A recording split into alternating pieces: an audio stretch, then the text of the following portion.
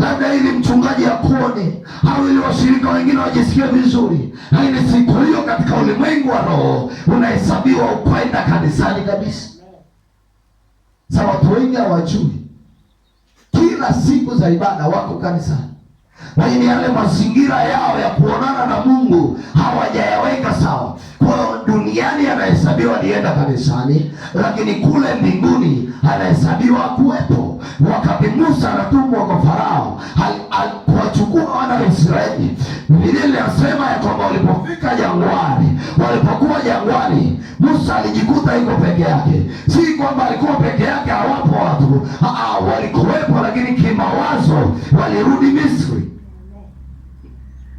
Kwa unaweza ukashangaa uko na watu ambao wapo lakini hawapo, mazingira yao yamehamishwa, wanaonekana kwa jinsi ya mwili lakini kwa jinsi ya roho hawapo. Leo ibada nyingi zinazofanyika watu hawapo kanisani.